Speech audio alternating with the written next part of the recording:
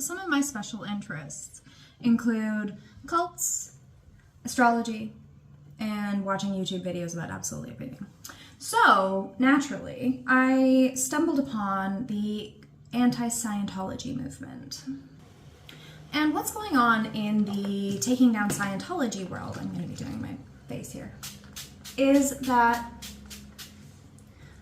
there are a lot of ex-Scientologists who are currently working to take it down. They are trying to get their tax exemption status taken away. They are trying to basically just shut the church down, because it's not a church, it's a cult.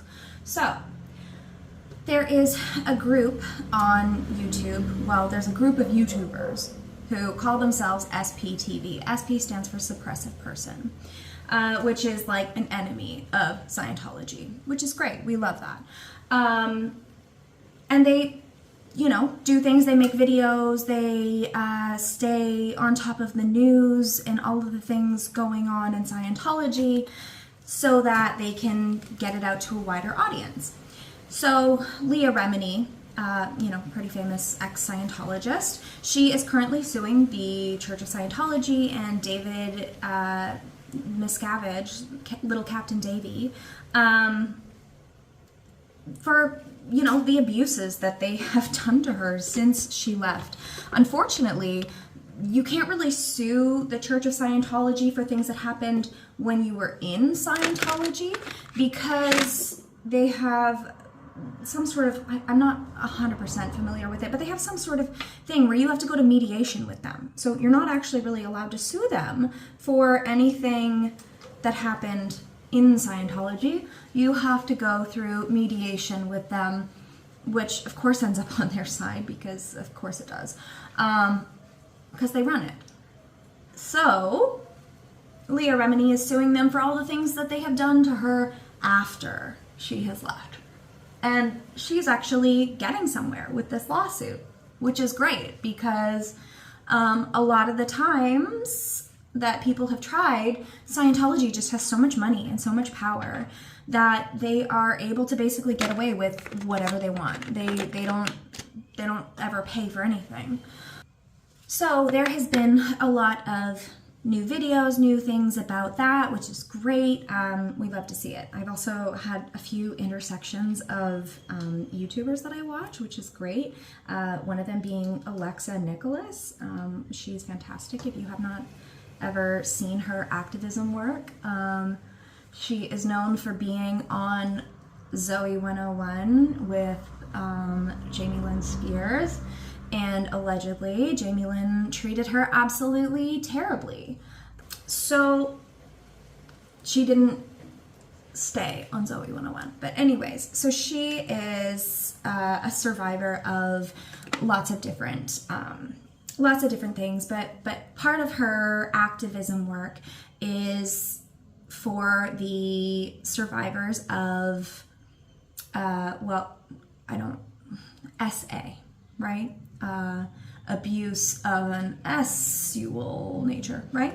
Okay, so she ended up doing something with Scientology, and because there's a lot of victims there's a lot of victims, because talking about like Danny Masterson and all of his survivors and how the Church of Scientology covered that up, allegedly. I'm gonna protect myself from their fucking sue happy asses. So she put on a protest outside of Scientology. And from what I know, like, I don't know, this may not be the case, but from what I have seen, is that she was kind of the first one to do that, to protest outside of Scientology. And like, she showed up, and the first protest they did, there was not many people there. There was like 6 or 7 people that showed up, but you know, like, Alexa protests in person, and then she also live streams, which, if you are an astrology person, you know that Pluto has moved into Aquarius again, officially.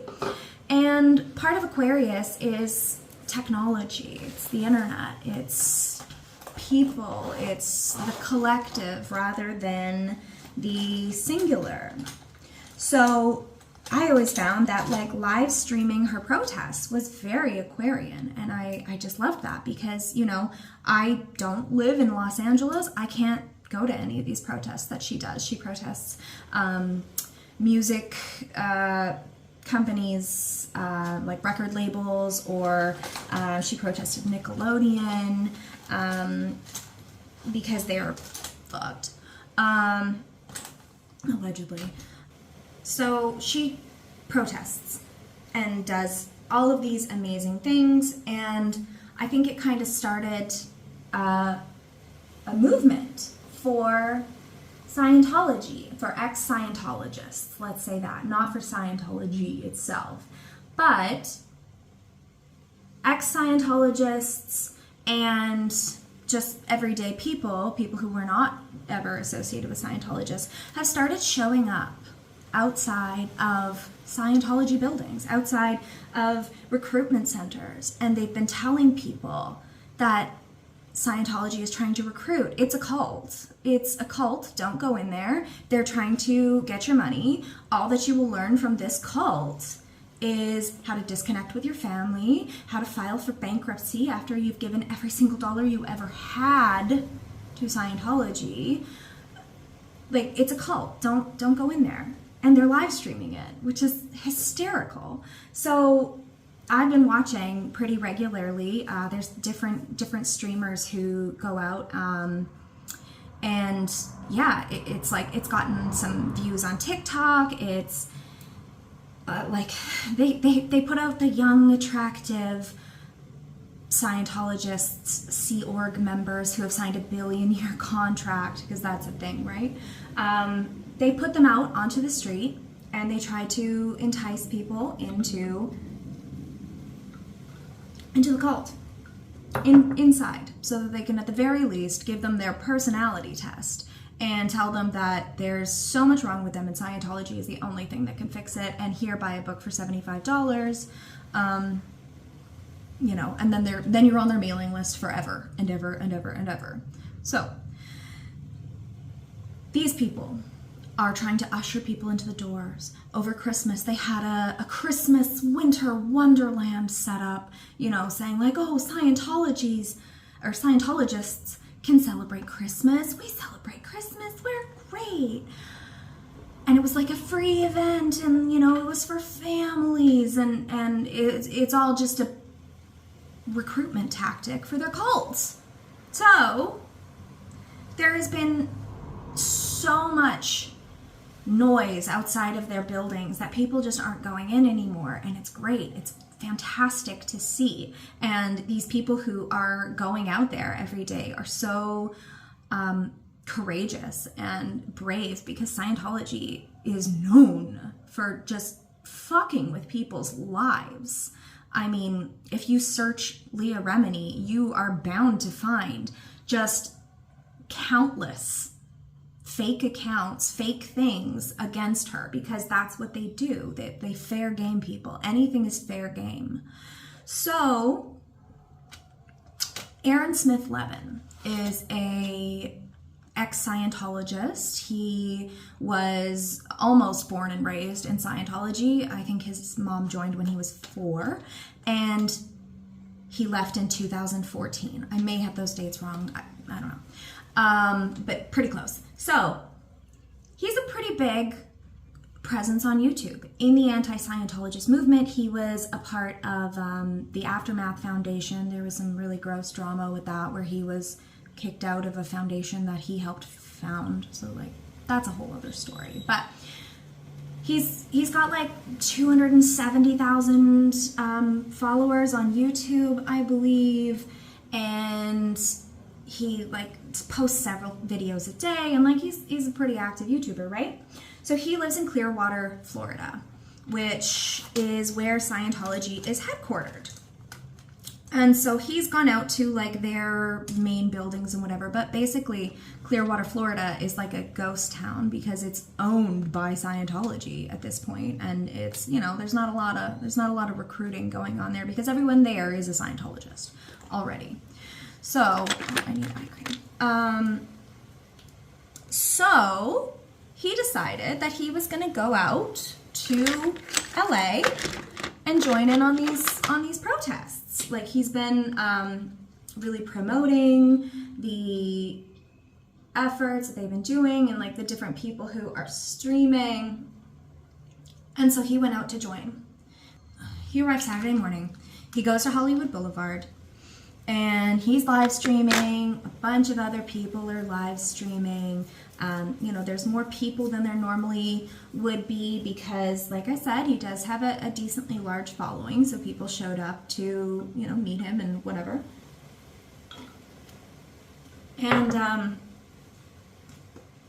there's a man that has been well documented, again, on these live streams, very Aquarian, on these live streams, that has a service dog. We don't know if it's actually a service dog yet. But this man has let his dog bite several of the protesters. I think 5 at least, before Aaron even was there. So this man, who just happens to walk by Scientology all the time and like gets into heated arguments with the protesters, he walks by and Aaron turns his camera towards him, like he's walked by, his back is to the camera, and Aaron says, oh look, there's the guy who, I'm paraphrasing, there's the guy who lets his dog attack people. And this guy turns around. Aaron was not speaking to him, he was just recording his back, and it's a public space, so he's allowed to do that. And the guy turns around and, you know, basically is like, you know, what the fuck are you saying? You know, don't record me, I'm a private citizen, blah, blah, blah. Like, and Aaron's like, well, I'm on a public sidewalk, like, there's nothing you can do about it. And the guy goes, and all of this is on video, by the way. You can watch all of it for yourself and see exactly what happened, but like, I'm paraphrasing and, you know, just giving you the details as I remember them. So this guy says, I'm a combat veteran with PTSD, like, don't fuck with me. And then he hits Aaron's camera out of the filming thing that he has. And, like, comes up to him and, like, is just up in his face. Again, there's several views of this, not only from Aaron's camera, which was knocked down at the very beginning of the assault, but there were other people live streaming at the same time who caught it all on camera, hitting out the camera out. So the guy hits the camera away, the phone, and Aaron kind of like backs up and tries to like go get the camera, and the guy hits him over the head. He knocks away the phone so that Aaron can't grab it, and then he hits him over the head. I'm not sure if he did it with his cane or if he did it with his fist, but then he also lets his dog go, and the dog goes and attacks Aaron too and bites him. And Aaron said that he used his little like filming stick or whatever to like put in the dog's mouth so that the dog couldn't bite him. Thank goodness that he had that. Otherwise, who knows what that dog could have done, like what damage that dog could have done. It was like a large pit bull breed. I don't know if it's a pure pit bull or what, but I mean, from what I heard, what I saw, it's some sort of pit bull. And so Aaron like backs away from this guy. Like, he doesn't want to get in a physical altercation with this crazy dude. So as he's backing away, like, people are coming over and like checking on him and shit, and like they decide to call the cops because the cops have been called on this guy before, and the LAPD pretty much refused to do anything. So the cops arrive, like, I think 20 minutes later. And, you know, there's a couple officers, and they're trying to get the story, and they don't seem too pressed about it. And Aaron's like showing them the video. Like, it's all on video. Here's what happened. And so they're, you know, talking to the other guy for a while. They're doing their thing. They're kind of just, they're not really doing anything. They're not arresting him. They're not doing anything. So then another cop shows up. And right away, it's kind of weird. He starts like shaking hands, being all friendly with some of the people that kind of hang out on that street. They're against the protesters. They say that they're not Scientologists, but you know, they're pretty, what's the word? They're pretty opposed to the protesters being there. So yeah, that's a little weird, right? So the cop starts like shaking their hands and, you know, talking to them. Like, he's not pressed about getting over to the crime that happened, the victim who was assaulted by a man and his dog. So eventually he like makes his way over to the other cops and he's talking to them for a while, and then he goes over to, okay, this is the part like I haven't watched the most, so this part I'm a little fuzzy on the details, but I'm gonna let you know what I know. So he starts talking to Aaron and saying like, well, you know, I'm gonna try to resolve this peacefully. And Aaron's like, no, I don't want a peaceful resolution. I don't want him to say I'm sorry. I want him to go to jail. Like, he attacked me. I want him to go to jail, like straight to jail, right? So the cop goes, well, okay, but like from what he's told me, I did not put this in the right place. From what he's told me, you know, if you press charges, I'm gonna have to arrest you for felony stalking. And Aaron, I think he said something like, that's adorable. Like, okay, do it. Cop is clearly trying to intimidate him from pressing charges, from having this deranged man be arrested. Oh, I forgot this part. As the man is attacking Aaron, he says, I will fucking kill you. A death threat. That makes it felony assault. You can't threaten to kill somebody. So Aaron says, if you got to arrest me, like, you do what you got to do. But this guy's got to be arrested. So cop says like, okay, like, all right. And, you know, Aaron doesn't think he's actually going to get arrested. Like, he doesn't think that that's actually going to happen because he has not done anything wrong. He is literally the victim of a crime. And he arrived there that morning. This is at like 9 o'clock in the morning that this happened. He lives in Florida. This man lives in Los Angeles, presumably. And he just arrived this morning. How can you stalk somebody that you've only met for the first time that morning, minutes, seconds before they assaulted you? Where was the stalking? Where was it? So, and they're like, yeah, from what he's saying. Well, what they're saying is on video. It's on fucking video. And they have videos of this man assaulting other people. What? So they're waiting. They're waiting around, seeing what's going to happen.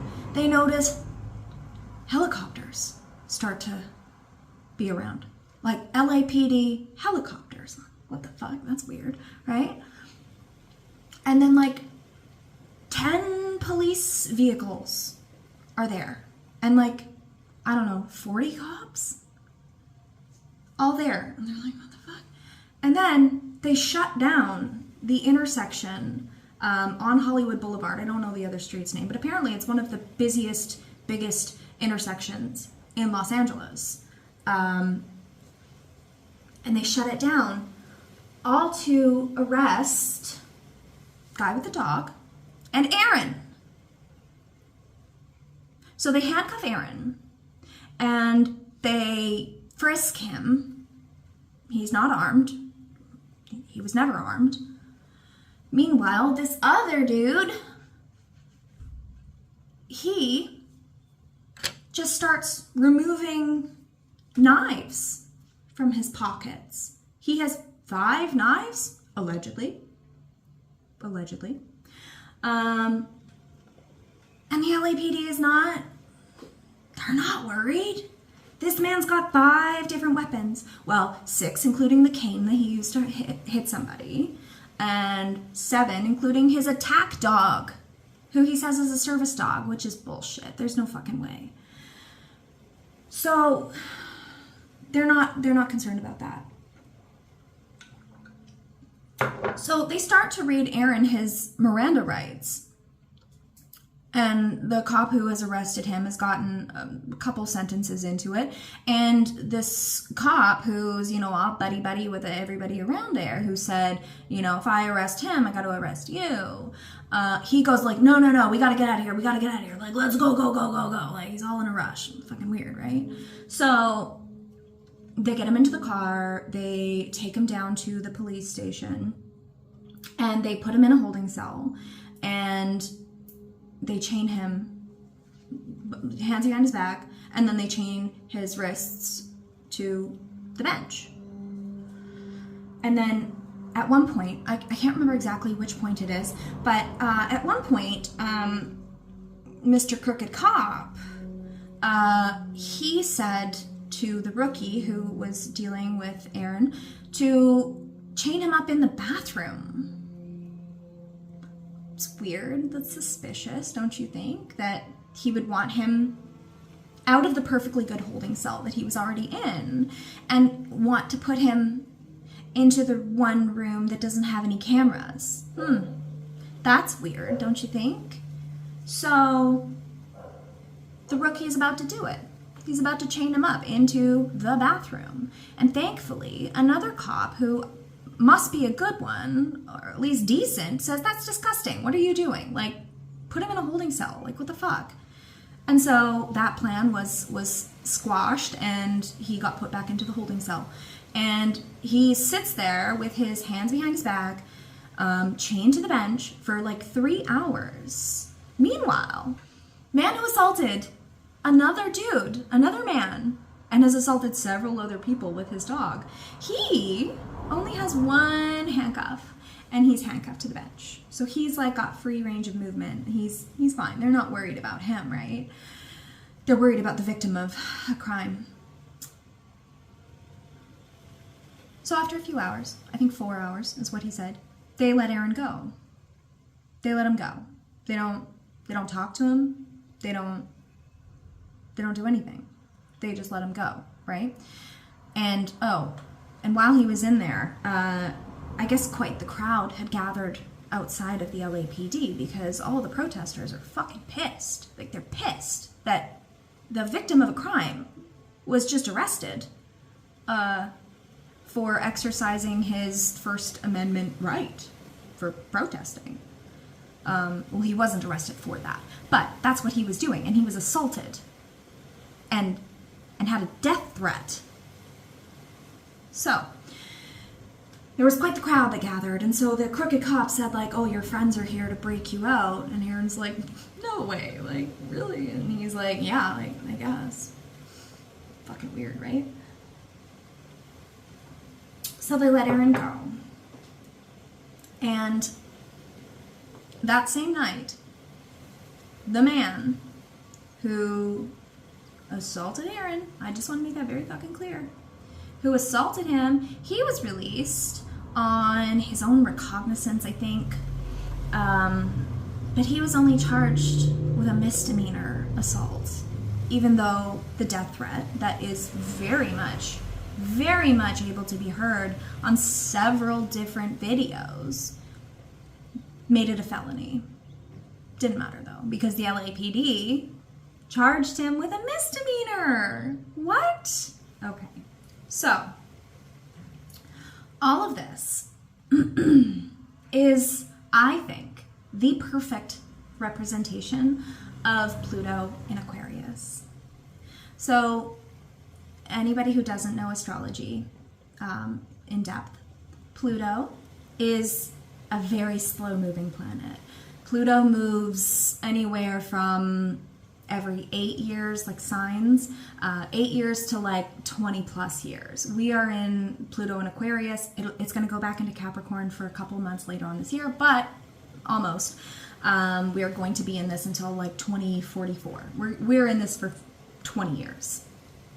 So Pluto is about power, destruction, rebirth, death. Like, Pluto is a big deal in astrology, but because it moves so slowly, it's not often talked about because its influence is so wide reaching that it's not, like, unless it's doing something really crazy, like, nobody really mentions it because it's a 20-year transit. It's a long time, right? But Pluto has just moved into Aquarius. When Pluto was in Capricorn before this, which happened in 2008. Capricorn is the businessman of the zodiac. You know, Capricorn is about working. It's about money. It's about power. Like, Capricorn is the mountain goat, always climbing to the top, right? Like, work, work, work, money, money, money, power, power, power. So in 2008, when Pluto moved into Capricorn, we saw the fall of the financial system. The housing market crashed. All of that, right? Pluto. Pluto in Aquarius. Aquarius is technology. It is the people. It is the collective. Aquarius is about the people rather than the system. Capricorn is the system. Aquarius is the people.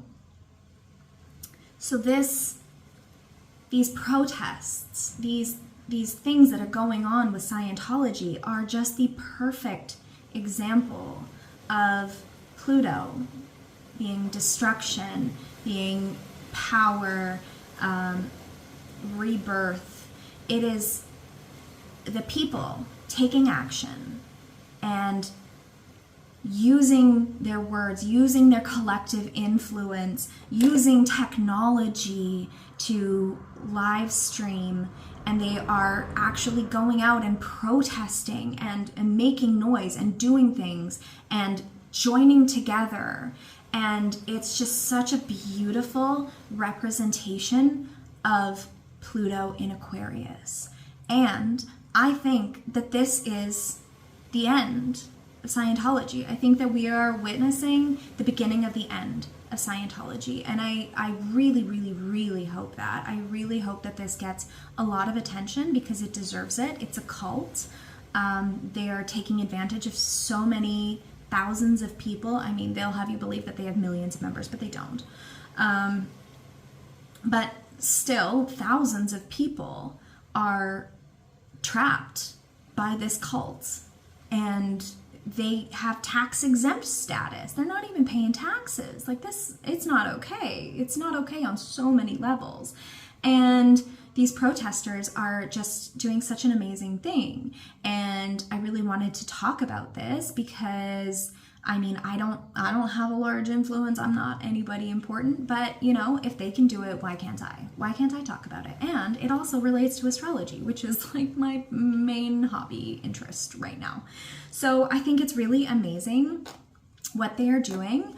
I am hoping that I'm going to be able to find an accurate date for when Scientology was founded. If anybody knows, please let me know.